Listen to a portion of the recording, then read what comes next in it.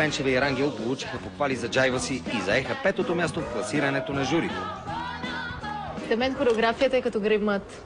Прикрива много недостатъци, а също трябва и да покаже нашите хубави черти.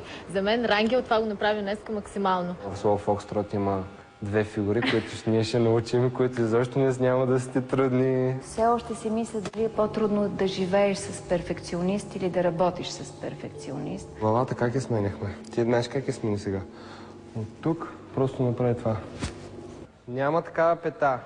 Такава пета няма. Той си иска неговите неща и докато не ги свърши, той не ме оставя на мира. Значи другите треньори си станаха близки с учениците. Ходят си на гости, ходят си на кино, ходят си на ресторант. Ние сме на ледниковия период, бе, братче. Да, трябва да си имаме уважение. Ти през цялото време си така.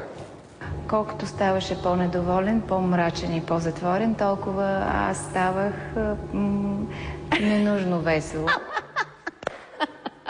Запомня ли го? Да. Знана? Да.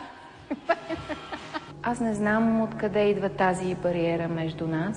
За мен той е неразгадаем, неоткриваем, прикрит. Имам чувството, че въобще не го познавам. Дами и господа, Фокстрот ще танцуват Ане Пенчева и Рангел Спиров.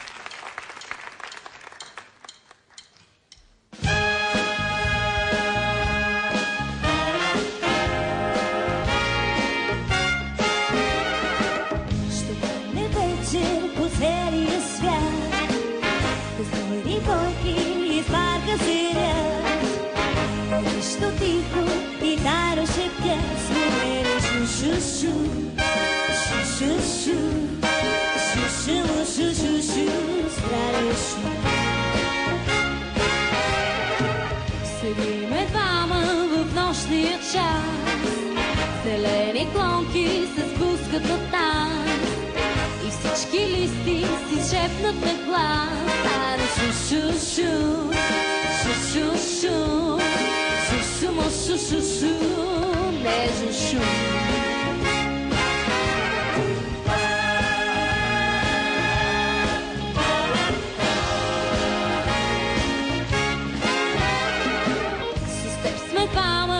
Ти си смутен, с теб сме двама, но ти си студен.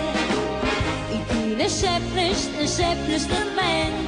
Шу-шу-шу, шу-шу-шу, шу-шу-мо, шу-шу-шу, чуден шум. Шу-шу-шу, шу-шу-шу, шу-шу-мо, шу-шу-шу, чуден шум.